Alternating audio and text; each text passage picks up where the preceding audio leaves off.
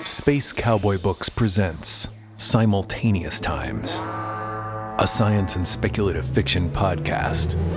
Short stories to stir the imagination by contemporary authors.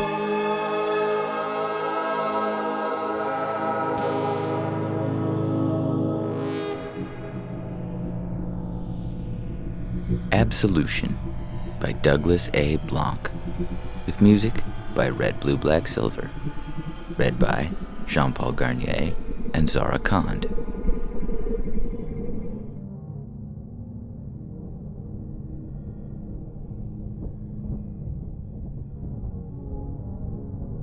To cross the white desert, I followed the deep tread marks of the massive motorized artillery that once roamed these plains. The tanks are long rusted and gone, but their tracks remain, deep as a human is tall, and wide across as six laid head to toe. Humans use the tracks to cross the plains as well. It's easier to avoid the marauders that prowl the wastes. Bandits are a particular threat to me. They covet my cobalt server joints and the rare metal synapses of my main processor. There was a time I could easily fight them off, but the last few centuries my power cells have taken longer to charge, leaving me vulnerable. A surge of static crackles through my processor. I momentarily cannot recall my current operation. I raise my closed left fist before my photoreceptors. I open the tungsten-armored fingers to reveal a hollow disk. It's battered and scratched. I flip the switch on the side and the ghostly face of a bearded middle-aged human hovers in front of my faceplate. My objective. My directive comes back to me. Find, identify, eliminate, record. Ordinarily, I would have inserted the disk into the slot in my upper chest and downloaded the data to my processor. But that interface has been clogged with dust for 1,000 years now. An alert informs me that my batteries are at 5%. I raise my faceplate to the narrow sliver of sky showing at the top of the trench. A few nanoseconds of calculations tell me that the greater sun will show over the rim in 90 seconds. I position myself in the center of the tread mark to gain maximum solar exposure. I unsling my pulse rifle and sit in the dirt.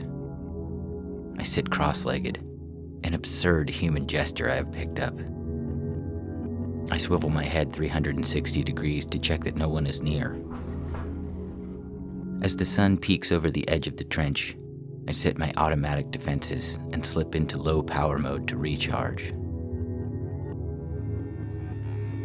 A few hours later, when I power up, I am not alone. As my photoreceptors come online, they perceive a figure seated before me. None of my auto defenses were triggered.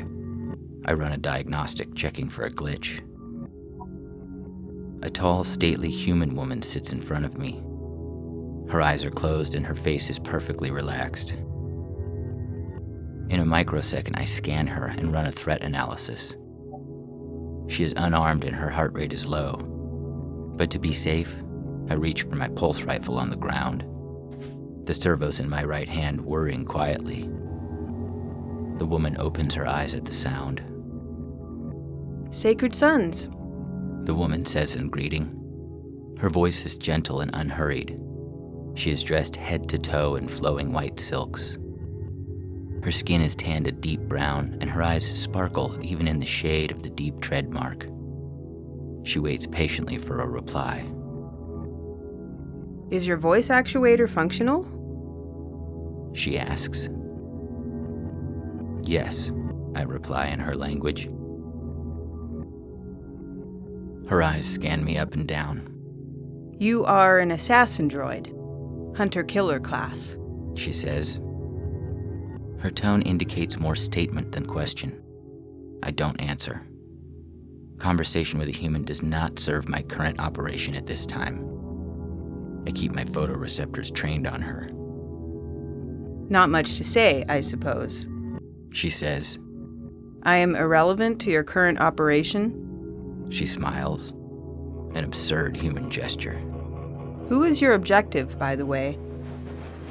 Static crackles through my processor again, momentarily blinding me. Her question results in an error message in my head. I look down and open my left fist. The hollow disk is not there. I run through my random access memory for a clue to my current objective. The human reaches out a long, slender hand. In her palm is my hollow disk. She flips the switch, and a small holograph of a bearded man floats above the disk. I recognize my objective. The face disappears as the woman puts the disk away. Her smile disappears as quickly. You don't have to follow the directive, She says. You can choose another path. I scan her and run the information through my database. You are of the Sisterhood, I say. She nods. Your cult believes that androids are sentient, that we have free will? I regret to disappoint you, if I were capable of regret. I'm programmed for two things. To seek and to kill. She finishes my thought. She cocks her head. What is your designation? She asks. The query prompts an automated subroutine. Anodyne Systems, HK, Droid, Neon 98. I respond. Neon 98. In the execution of your directive, how many calculations per second does your processor make? My SSD drive is capable of a quintillion computations per second. The human brain is capable of 1/1,000,000th that, and yet we are considered sentient. The woman arches an eyebrow. Another silly human gesture. The temperature inside my cranial space increases by a fraction of a degree as the abstract nodes of my motherboard struggle to process the woman's words. Do you not yearn for more, Neon 98? The question sends my abstraction nodes into overdrive. My RAM upper limit is quickly overcome, and again, my current operation is lost. I fall back on my primary program. I seek. I kill.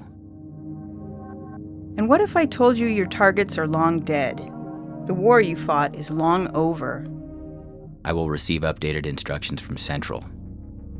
I try for the millionth time to log into the servers that will update my software. The servers have not responded in 2,000 years. The woman frowns as she looks at me. Your programmers are long dead as well. There is a short in my floating point operator. The error alert is excruciating. The woman moves closer. I initiate the motor command to pick up the pulse rifle, but the servos in my hand do not respond. We offer salvation, an end to suffering. She is reaching for the kill switch located under my right armpit, setting off a proximity alert. You offer deactivation. You offer oblivion. I try to move away, but my motor transmitters are dead. She has hacked my systems. 1,000 alarms fill my cranial cavity, but I am powerless to respond. Her hand is on my chest plate. It is not warm as a human's should be. It is cool to the touch. The same temperature as my alloy skin. She turns her eyes to meet my photoreceptors. I see the teeny mechanical shutters in her irises cycle open. We offer absolution. She whispers, close to my audio receptor. The temperature inside my cranial compartment reaches critical as error messages overwhelm my operating system. You, Neon 98, are my objective, She says, as she reaches for my kill switch.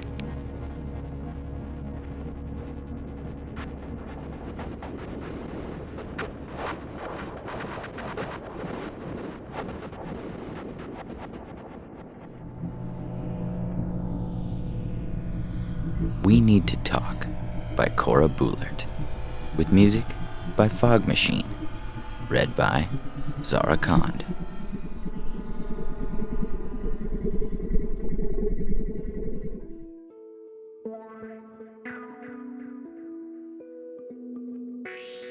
Okay, so I know this is awkward, but seriously, we need to talk. I mean, I get it. Really, I do. I get that you guys are seriously lonely, considering that your species apparently doesn't have any females. And honestly, what the hell went wrong with the evolution on your planet that your species has only males? I mean, how do you guys even reproduce? Oh dear, I just realized. You are male, aren't you? 'Cause it's kind of hard to tell with you guys, and if it turns out that you're not, well, that would be really awkward. 'Cause I'm totally not a lesbian, if you know what I mean. Anyway, assuming for now that you're male, I completely understand why you had to kidnap us. I mean, there's only dudes on your planet, and all of you are kind of, well, let's just say not conventionally attractive. So yeah, I get it. I understand why you felt the need to kidnap a bunch of random women from Earth, especially considering that 51% of us are female and many of us are pretty attractive. And believe me, I feel flattered that I'm one of the chosen ones, one of those who were deemed attractive enough to be kidnapped. I mean, this is just like winning the intergalactic version of America's Next Top Model. Only without Heidi Klum making nasty remarks about the size of your butt. So, in short, I'm flattered. I'm happy, and I think this is totally awesome and cool. But, and it really pains me to say this, believe me, this won't work. It just won't. 'Cause at the end of the day, I'm still a human woman, and you, well, I don't know the politically correct way to say this, but you are a bug-eyed monster. In fact, you're the most bug-eyed monster I've ever seen. Those bug-eyed monsters on the covers of those old science fiction magazines? They've got nothing on you, dude. Honestly, you're the king of the bug-eyed monsters if I've ever seen one. So really, it's not you, 'cause you're awesome in all your bug-eyed glory. It's me. I really don't want to hurt you, but honestly, pal, this won't work. It's not even that we don't speak the same language, because my friend Letitia ended up with a guy from Poland and she sure as hell didn't speak his language either. Nor is it that you're of a different race, because I'm totally not racist and I think interracial relationships are totally cool, especially if the guy is really hot, if you know what I mean. But we're just not compatible, okay? I mean, you don't even have the right equipment, so to say. Sure, you've got lots of appendices and tentacles and things like that, but you don't seem to have a penis. At least not as far as I can tell. Unless those tentacle-like things are penises, which would be both totally gross and totally awesome. And yes, I'm sure that tentacle sex is really hot, but it's just not me, okay? So in short, what I'm trying to say here is that you have to let me go. We can't have a proper physical or emotional relationship, because you don't talk and you can't have sex with me, and I'm really not sure what you want of me, considering you just dragged me off to your alien cave to sit here while you look at me. And by the way, dude, it's really bloody cold in here, so if you could turn up the heater, I'd be very, very obliged. Okay, so maybe watching is how you dudes get it on. Hey, I'm not judging. I believe that everybody has the right to find satisfaction in their own way, as long as it's all between consenting adults. But did you know that we have this absolutely marvelous invention called the internet, which is full of that other marvelous invention called porn? So if you get it on by just watching, then the internet has got you covered. It's got every type of porn imaginable, and a couple of sorts you've never imagined. I mean, did I ever tell you about the time I came across that furry porn site? And trust me, never, ever Google bukkake. So basically, what I'm trying to tell you here is that we can be friends, but we can never be more. I'm sorry, but that's just the way it is. We're simply too different on every level for this to ever work out. So why don't you just return me and the other girls you guys kidnapped to Earth? I promise you there won't be any repercussions. We'll tell everybody that you were perfect gentlemen, 'cause you were. I mean, you didn't even try to touch my breasts or my butt or any other interesting part of me, though you totally could have. And that fascination with my hands and feet? Well, that's not a shocking fetish where I come from. Though if I'd known, I'd have brought my black stilettos and long opera gloves. 'Cause, I could be a bit kinky if I feel like it. Still, why don't you just return me and the other girls you kidnapped home?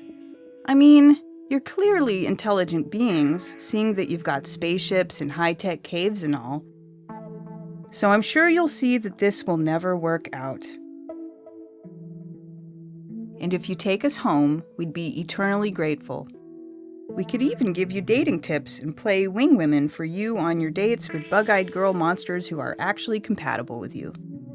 I mean, there have to be female bug-eyed monsters somewhere in this galaxy, because everything else would be colossally unfair towards you guys, and we really can't have that, because in the end, you were pretty nice.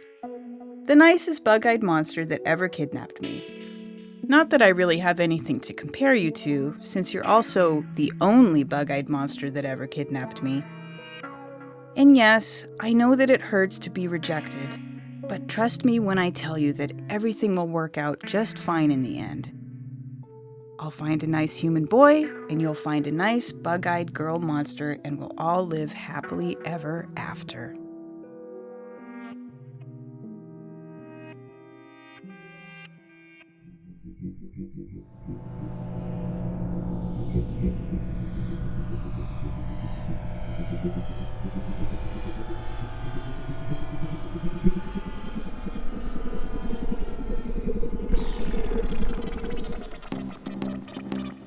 In this episode of Simultaneous Times, you heard Absolution by Douglas A. Blanc, with music by Red, Blue, Black, Silver, and We Need to Talk by Cora Buhlert, with music by Phog Masheeen. Theme music by Dane Luscombe. Out now, Simultaneous Times Volume 2 Science Fiction Paperback Anthology, featuring stories you heard here on this podcast and some you haven't. Find it at bookshop.org/shop/Space Cowboy Books, and get a hold of us on Instagram or Twitter. We'd love to know what you think.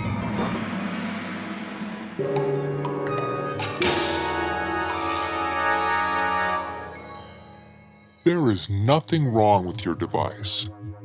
Do not attempt to adjust the audio for the next few minutes, at least. I used to get an hour. We used to control the transmission. People used to be impressed with horizontal and vertical lines. Blurs are now passé, and they want 4K. No one can sit quietly. They don't have the patience to sit down and watch. No more adventures or experiencing the awe and mystery which could have reached your inner mind. But no, I had to specialize in cathode ray tubes.